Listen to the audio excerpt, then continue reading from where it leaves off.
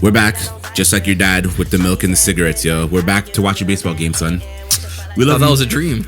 It was all a dream. Just read Word Up magazines.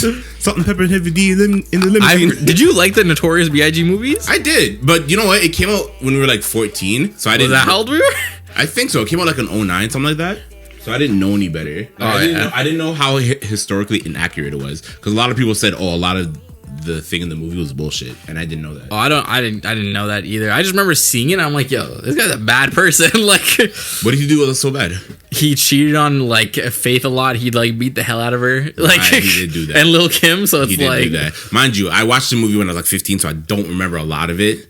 And he did sell crack to people, so that is bad. There you go. So to pregnant mothers. But you know what? He made up for it because he's an awesome rapper. And that's what we do. I guess with his two albums. And his one joint album with the Bad Boy. How interesting is it that Biggie is, well, at least he used to be, considered to be in a lot of GOAT discussions, but like he only has 2 albums. Maybe 3. If we count like the Bad Boy record? What's the third one? Okay, I guess 2. Like Ready to Die and Life After Death. Life After Death. So amazing albums. But no, I think it is 3 because Life After Death it's a double album. So that's 3. Okay, fine. We'll count it as 3. All right, cool. I don't know. It's very interesting to me because I'm just like, I don't know. Because it's like 2 albums. Like, I know a lot of people say like he's not in like my top 5, I guess, or maybe like I prefer Tupac over him if we're talking about like top 5. Yeah, because at least Tupac has like 20 million albums before he died. Yeah, he has a lot. But it's like Biggie had like a really good flow and he has like really good like wordplay and he's just like really like smooth when he's rapping. But at the same time, it has like 2 albums, right? So and like when I first listened to Ready to Die, I'm like, okay, this is cool. And then when I listened to it again like a few years ago, I'm just like, all the beats kind of sound the same in the album. It's very like, I don't know, it just doesn't like age well. Like it's really good when you're listening to it and you're like knowing what it is, but obviously if you're listening to it like 2023, you can tell it's like from the 90s.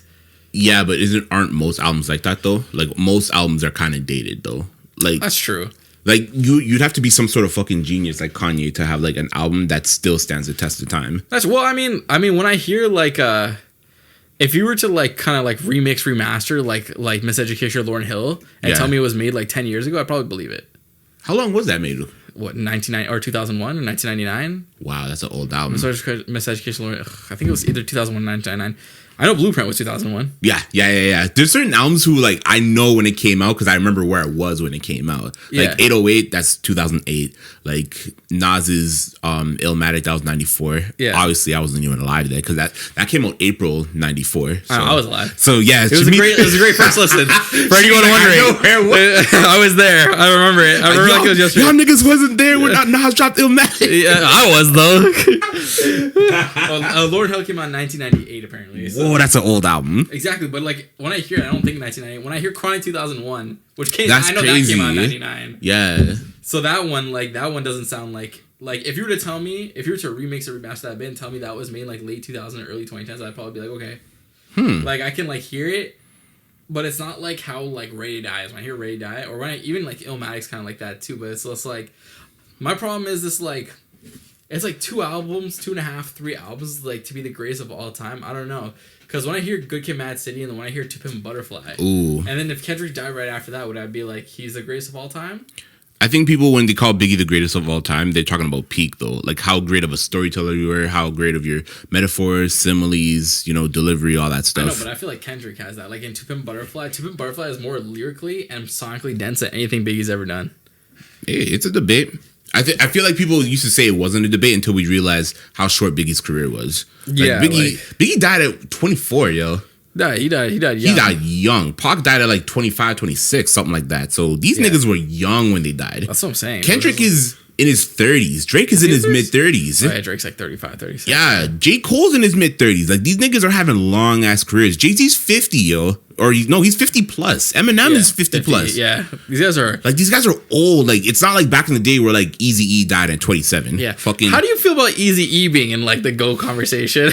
I don't like, and this is no disrespect. I don't know if he's in that conversation. I think NWA as a group is in that conversation for like greatest hip hop groups. But because Ice Cube, like I'm very much a purist when it comes to that kind of shit, right? Like I think if you write your own lyrics, like you should really be considered. Like and this is not a diss to Drake. I just don't think when you talk about greatest rappers, if you want to talk about like successful rappers, then yeah, Drake is obviously in that discussion. Yeah. But if you're talking about greatest rappers, like peak for peak, I don't know if you could really put. Plus, Drake is not really a rapper anymore. He's just an artist now. I know his album's coming out like next week or. But is he a rapper or is he just an artist? I think he's just an artist. I think he just raps and sings. But apparently his next album is coming out, like the one's coming out like next week or 2 weeks, is apparently gonna be like old Drake. But old Drake is also singy Drake too.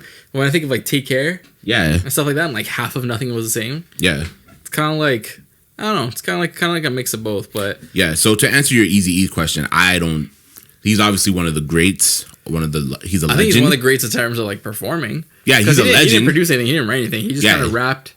Which is something where there's something to be said about that. Like, just because you write something doesn't mean you could perform it well. And just because you could perform it doesn't mean you could write it well. It takes a certain talent to do both.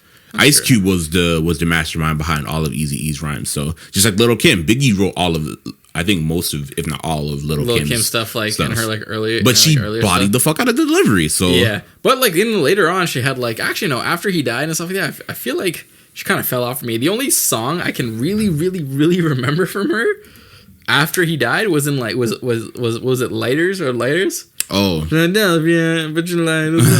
yeah. So Scott Storch made it. Yeah. Yeah, so I don't know, but like I don't know, I'm not really into Lil' Kim's discography like that. Yeah, and I don't think I ever will be. I don't think I can sit down and just be like, Lil' Kim,